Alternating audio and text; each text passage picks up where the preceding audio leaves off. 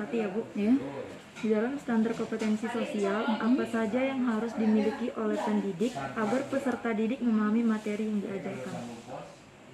Yang harus dimiliki pendidik, setidaknya kita sebagai seorang pendidik memiliki ilmu, memiliki pengetahuan, ya kan? Ilmu dan pengetahuan itu penunjang kita dalam mengajarkan materi ke siswanya, ya kan? Iya Bu. Yuk, ada lagi? Lanjut. Ada lagi Bu. Sebagai guru setelah orang tua, apakah ibu mampu menjadi teladan yang baik bagi siswa? Teladan yang baik bagi seorang siswa. Insya Allah kalau kita udah menjadi seorang guru, itu udah pasti kita ibaratnya orang tua di sekolah, ya kan? Kalau di rumah berarti memang orang tua kandung mereka. Kalau di sekolah ya guru itu sebagai orang tua. Jadi insya Allah menjadi teladan yang baik. Selanjutnya, apakah menurut Ibu revolusi cara pengajaran itu penting? Revolusi cara pengajaran itu penting, sangat penting. Kita sebagai seorang guru itu ada pembaruan-pembaruan terjadi, ya enggak? Maksud itu ilmu yang kita dapat itu jangan itu kayak itu aja, mungkin bosan siswanya enggak. Jadi setidaknya ilmu itu harus berkembang terus. Kita belajar dan menggali lebih lagi. Ya, Seperti meluas gitu ya? iya, setidaknya ilmu itu pasti bertambah terus ya. Kita jadi sebagai seorang pendidik itu setidaknya harus terus belajar dan terus belajar. Iya Pak. Sebagai seorang yang terjun langsung ke dalam proses pembelajaran, apa yang Ibu ketahui tentang kesiapan peserta didik dalam menghadapi perubahan yang terjadi sekarang ini akibat COVID-19? Akibat COVID-19. Kesiapan. Perubahan peserta didik itu banyak ya. Salah satunya kita dari segi mengajar di kelas, kita kan virtual tuh, pakai aplikasi ya. Salah satunya misalnya Zoom itu, aplikasi Zoom itu, ya kan. Kemudian kalaupun nggak pakai Zoom, kita bisa menggunakan WA. WA itu kita di situ dikasih materi dan dikasih tugas, jadi disebar melalui grup kelas. Itu salah satu akibat COVID ini.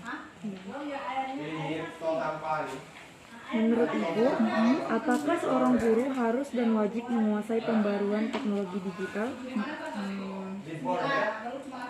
Ya, itu salah satunya pembaruan teknologi digital itu wajib dimiliki oleh guru.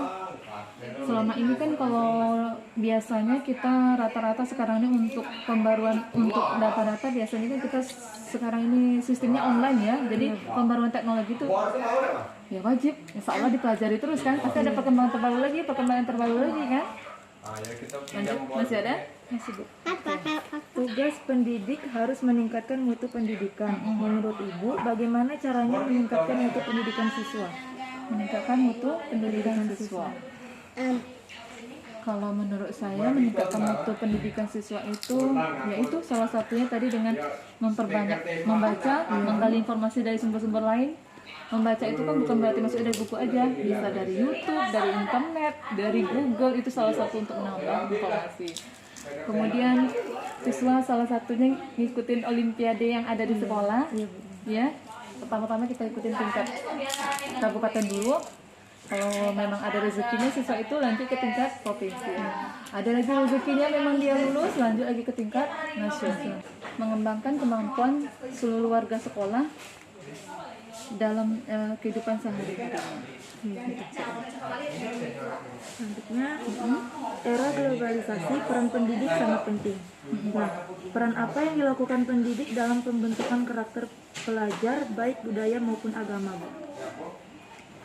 Disitulah budaya kita kan, jadi setidaknya untuk membentuk si karakter siswa itu, iya kan? Oke. Aduh, nomor 9 lagi? Iya Bu. Iya. Bagaimana cara Ibu menciptakan kondisi mengajar yang baik dalam pengelolaan kelas mata pelajaran fisika? Dalam pengelolaan kelas mata pelajaran fisika. Salah satunya mungkin dengan kita membuat video PPT, ya. Kemudian video pembelajaran yang lainnya bisa juga dibuat, tapi mungkin dibuat semenarik mungkin ya, misalnya ditampilkan gambar-gambar atau ditampilkan animasi di situ kan membuat siswa lebih tertarik. Bagaimana metode guru membuat pelajaran fisika dicintai meskipun dikatakan sulit? Pada dasarnya kalau kayak fisika, kalau kayak MTK itu kayaknya pelajaran yang sulit bagi siswa ya. Tapi dari awal udah saya tanamkan dengan siswa itu. Kita mau belajar itu fisika, mau belajar itu MTK, mau belajar itu bahasa, dari awal itu nikmati aja, enjoy aja belajar itu ya kan. Mudah-mudahan walaupun memang ke depan ke belakangnya namanya kesulitan itu pasti ada ya. Mau belajar bahasa yang kayaknya mudah, tapi kalau ada kesulitan pasti mengalami kesulitannya. Tapi dari awal sudah saya tanamkan dengan siswa itu, nikmati aja nak prosesnya. Kalau memang ke depannya kita ada kendala, silakan ditanyakan. Atau ada yang ragu-ragu, silakan ditanyakan. Atau ada yang nggak dimengerti, silakan ditanyakan. Keluar, ya kan? Jangan seorang guru misalnya masuk 7.15 di aturan, sementara kita masuk baru jam 8, kan itu udah nggak bagus. Kemudian bisa pulang jam 1, tiba-tiba kita pulang jam 12, kan udah nggak bagus itu ya. Jadi dilihat siswa pun udah nggak bagus ya. Ikuti aturan sekolah. Bagaimana cara ibu untuk melakukan pendekatan terhadap peserta didik sebelum memulai pembelajaran? Sebelum memulai pembelajaran, kalau saya, yang kami lakukan di kelas sebelum melakukan pembelajaran, biasa kami menyiapkan dulu, menyiapkan setidaknya posisi siswa harus siap, kemudian berdoa dulu, kemudian saya secara ini saya langsung mengabsen siswa, kira-kira siapa yang hadir, siapa yang tidak hadir. Kemudian tidak ada pun kita tanyakan kan, apa keterangannya, sakit kah, apakah, atau izinkah. Itu sih rasanya. Apa hambatan terhadap kemajuan belajar anak yang paling umum ibu jumpai di kelas? Hambatan di kelas ya, hambatan di kelas. Misalnya salah satunya, kita itu setidaknya kalau pengen situasi belajar nyaman, setidaknya kita di kelas tuh sarananya mendukung. Misalnya salah satunya kipas. Kalau kita ada kipas tidak kan nyaman, belajar kan jadi nyaman ya. Kalau jadi nyaman kan kayaknya ilmu yang diserap tuh enak ya. Tapi kalau dari awal kita masuk anaknya sudah berkipas-kipas, kepanasan, itu kan untuk kita memulai belajar jadinya susah ya. Setidaknya sarana prasarananya harus dilengkapi. Bagaimana ibu memandang perubahan pendidikan yang terjadi sekarang ini? Memandang perubahan pendidikan yang terjadi sekarang ini. Iya, Bu. Pendidikannya sekarang ini kayaknya, maaf ngomong, sebelumnya kayaknya lebih merosot ya dibanding kita zaman-zamannya dulu. Tapi dari segi kayaknya kalau dari segi otaknya itu kayaknya merosot. Tapi maksud kalau dari segi teknologi kan kita semakin maju, semakin canggih, berkembang terus ya. Informasi itu belajar itu dapatnya dari mana aja ya, bisa kan dari sumber-sumber, salah satunya YouTube, dari internet tadi, dari Google, situ bisa untuk menunjang pendidikan, iya kan? Tapi maaf, kalau dari segi kemampuan si anak kayaknya bisa dibilang kayaknya merosot ya kalau saya lihatnya. Selanjutnya, menurut ibu, apakah pembelajaran daring kemarin bisa dikatakan efektif? Jika iya, bagaimana cara ibu membuat pembelajaran daring tersebut lebih efektif saat kelas pendidikan fisika?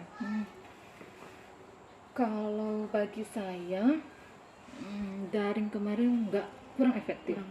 Kurang efektif. Banyak nggak tersampaikan materi itu ke siswanya. Banyak kayaknya terjadi kendala-kendala ya. Misalnya kita setidaknya kalau daring itu perlu pakai HP, perlu pakai kuota. Setidaknya kuota itu harus kita isi. Kemudian kalau dikaitkan, kemudian sinyal salah satunya, ya kan? Kemudian kalau dikaitkan dengan ekonomi setiap anak kan kadang beda-beda. Maaf ada yang mungkin dari segi ekonomi tidak mampu beli HP, atau sebatas beli kuota aja mungkin ada orang tua yang nggak bisa, ya kan? Jadi kalau saya, pembelajaran daring itu kurang efektif, banyak yang nggak tersampaikan ke siswanya. Beda dengan kita sekolah, memang ketemu sekolah, tatap muka di sekolah, ya. Menurut ibu, apakah kepribadian peserta didik dapat dibentuk melalui daring? Kayaknya ada kaitannya dengan atas tadi. Iya, Bu. Karena kurang efektif, jadi rasanya kita ketemu dengan siswa itu kan cuma melalui aplikasinya, jadi kayaknya kurang efektif. Jadi kalau saya lebih menyenangi sekolah yang ketemu langsung, ketemu siswanya langsung, tatap muka langsung. Disitulah kita proses belajar mengajar dan mengalir. Suruh Pak diternak Ya, masih ada ya? Banyak ya? Masih, Bu. Oke. Apa saja cara ibu menerapkan teknik yang tepat dalam proses pembelajaran fisika? Teknik yang tepat. Kalau jual ayam tuh Kalau saya kayaknya teknik itu lebih kepada kayak model pembelajaran di kelasnya. Misalnya kita pakai inquiry misalnya. Inquiry itu maksudnya kita menemukan atau melakukan eksperimen. Eksperimen kayaknya lebih tertantang siswanya ya dibanding kita menjelaskan, ya kan? Iya. Kalau eksperimen ini, kalau fisika kan kayaknya itu anak tuh kayaknya lebih tertarik karena di situ kan mencoba sesuatu. Di situ kayaknya siswa yang banyak bertanyakan, ibu ini kayak mana, ini kayak mana, ini alatnya peragainya gimana, kayaknya lebih tertariknya di model dan tekniknya itu tadi. Salah satu jadi dengan eksperimen tadi. Iya, seperti praktik gitu ya. Iya, praktikum gitu. Kayaknya lebih tertarik kan siswa untuk bertanya di situ. Bagaimana tanggapan Ibu mengenai peserta didik cepat memahami konsep pembelajaran fisika? Cepat memahami konsep pembelajaran fisika. Kalau menurut saya, kalau materinya mungkin kayaknya mudah dipahami, pasti si anak kan cepat menangkapnya ya. Pasti dia cepat bisa. Tapi kalau mungkin di materinya agak sulit, ya mungkin susah juga nangkapnya ya. Iya. Itu deh kayaknya. Kita sama-sama berkembang, sama-sama maju. Guru maju, siswanya pun maju. Iya. Salah satu usaha saya sebagai peserta didik, ya salah satunya misalnya meningkatkan kedisiplinan tadi. Misalnya saya seorang guru dengan mencontohkan, misalnya tadi jam 7.15 masuk, berarti jam segitu pun siswa harus ada di kelas. Kemudian usahanya dalam mendidik siswa itu, usaha bukan berarti belajar aja ya. Belajar itu maksudnya bukan berarti mengenai materi aja. Belajar itu salah satu mengenai belajar sikap, belajar perilaku, di situ kita belajar norma-norma. Jadi kayaknya tercantum di situ semua. Iya. Cukup? Ada lagi? Hanya itu saja. Hanya itu saja, alhamdulillah.